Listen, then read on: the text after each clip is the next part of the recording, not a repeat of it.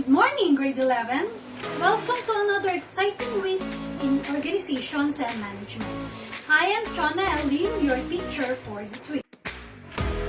Before we proceed, let us have a short review of your previous lesson. Okay, as a review, let's have a crossword puzzle. I'll be giving you 5 questions and you give me answers within 5 seconds. Let's start.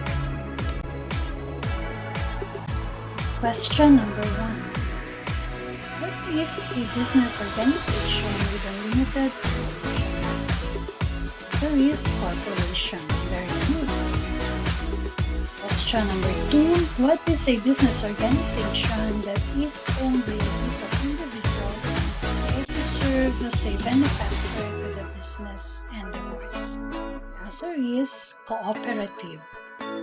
Question number 3. What is a type of business organization that is owned by 2 or more individuals? The answer is partnership. Question number 4.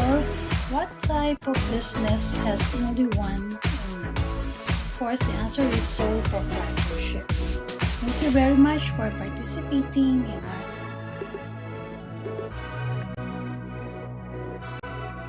Okay, before we proceed with the lesson proper, let us have a short game. This is called jumbled letters. I will be providing you jumbled letters and you will be rearranging it to come up with a word that will introduce you for this lesson. The first word, Mnlaing. What word is this? Planning. Okay, next.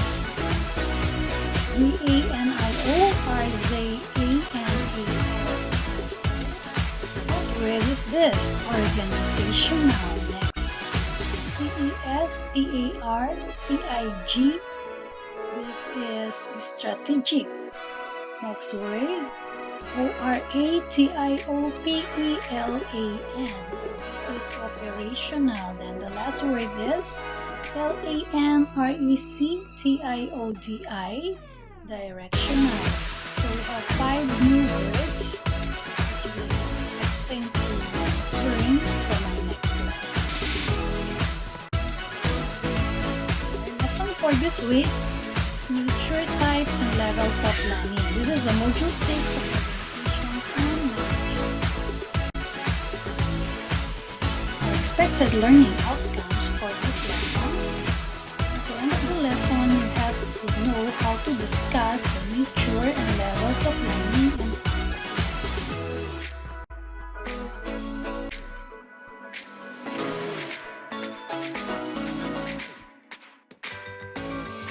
Planning is knowing what to do, how are you going to do it, when are you going to do it, and what do you expect in the future. Planning is the first management function and the most crucial and essential part of the management. It is a process that involves the setting of organization's goals, establishing strategies for accomplishing those goals, and developing plans of action or means that managers intend to use to achieve organizational goals. But what are the reasons why we need to plan, or why do we need planning? First, it provides direction to all the organization's human resources, both the managers as well as employees. Second, planning reduces uncertainties. It is important because it reduces uncertainties and it compels managers to consider future events that might affect their company. Next, minimize waste and redundancy. Minimizing of waste will result if there is proper coordination of activities to planning. And then last, we set standards to facilitate control. Establishing goals and standards during planning may be used for controlling, which is another necessary managerial function. Now, what is the nature of planning? Planning is pervasive because every manager has a planning function to perform. Second, planning is primary in nature. It precedes other functions of an organization like organizing, staffing, directing,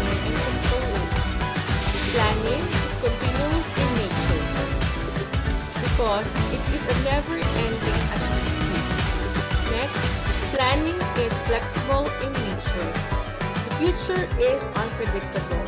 Thus, planning must provide enough room to cope with the changes in the global market. Planning is goal-oriented. It provides guidelines for attaining goals, and planning is also an integrated process. It integrates the plans and actions of a manager. Planning is forward-looking. Without planning, business becomes random in nature. Next, planning is an intellectual process. It involves brain activity. Planning is also a factual process. A process is based on some predictions and past experiences. Next, planning is effective and efficient process. It involves efficient use of resources and of the united, well-coordinated efforts of motivated workforce. Organizational plans can be generally described in terms of comprehensiveness, time frame or the length of time covered, specificity, and the frequency of use.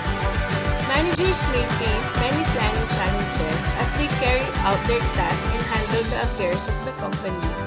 In some organizations, the planning environment is stable, but in others, it is complex because various types of strategies are structured to meet organizational needs. Now, let's discuss the types of planning according to comprehensiveness or based on the completeness of planning coverage. Strategic plans are plans that establish the organization's overall goals and apply to the entire firm. They are broad in scope and the responsibility of the CEO, President, and General Manager of the company. It covers a long period of time, while operational plans are plans that apply to a particular unit, area, or department only. These plans or the scope of this plan is narrow, and the achievement of company goals may not be achieved if operational plans are not clear. It covers a short period of time. Next type of planning is according to time frame. It is based on the duration of achieving the goal. We have the long-term plans, which are the plans that go beyond 3 years, and the short-term plans these are plans that cover 1 year or less.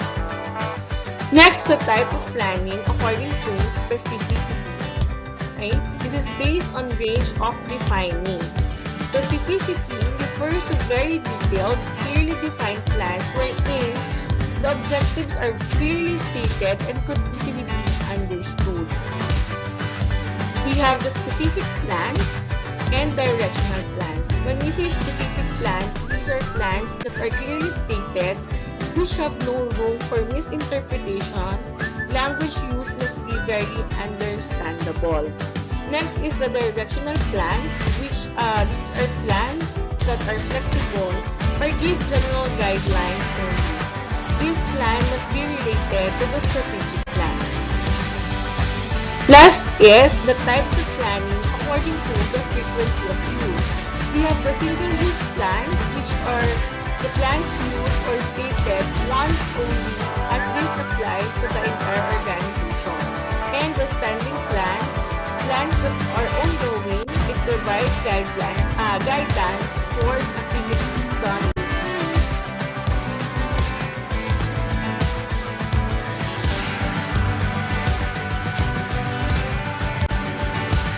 Let's discuss a 5-step strategic planning process.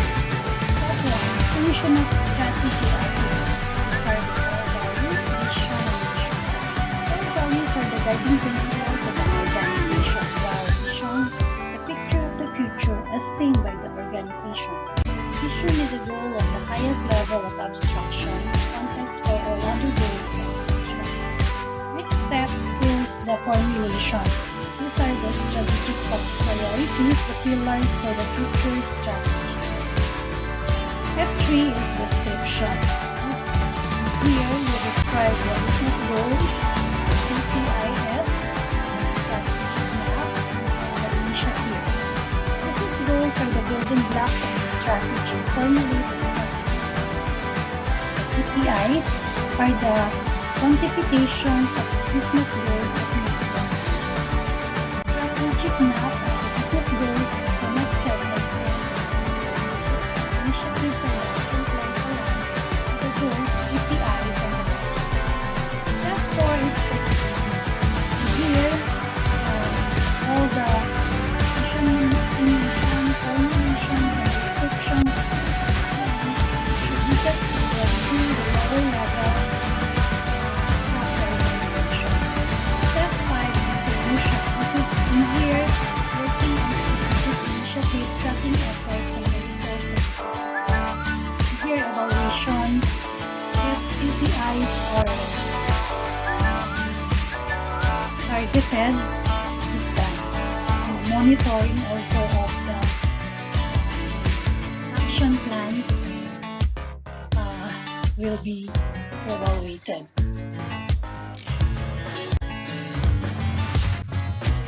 Okay, now this is the level of planning in the pyramid. We have the top, middle, and the lower level. The top level management planning is the strategic planning, wherein it starts with defining the organization goals and objectives, the major targets related to the maintenance of the organization's stability and organizational culture, values and growth, improving its productivity, profitability, effectiveness, and efficiency. Usually here, staff management or executive coaching, change management, leadership, delegation, and power. Next, we have the middle level management planning. This is what we call the tactical planning. This refers to the set of procedures for changing or transforming both strategic goals and plans into specific goals and plans that are applicable and needed in one unit or portion of the problem solving, team building, talent development, and performance. While the low-level management are what we call the front line. This is the operational review. It involves identifying the procedures, specific procedure and processes required at the lower levels of the organization. It also involves routine tasks or tasks that are done by the organization's lower level units. Here, emotional intelligence and coaching for performance is led by the supervising staff.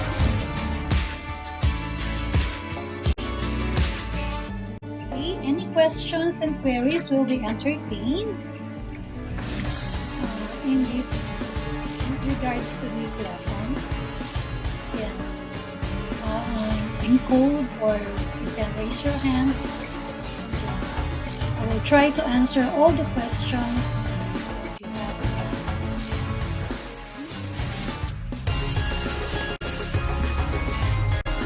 If there's no query, let's have a short quiz.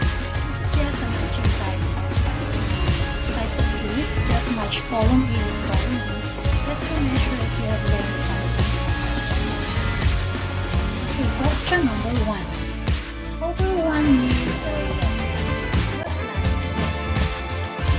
It's short-term plan, letter B. Next, apply to a particular unit area only. Clearly stated in understandable language. It's letter E, specific plan. Number 4 states organizational overall goals. Of course, this is strategic plan. Then stated once more.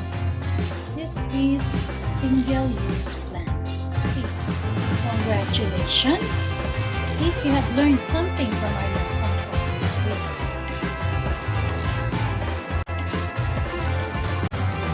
That ends our lesson for week 6 in organizations and management. Thank you for attending our Google Meet. Keep safe, study hard, and see you next week.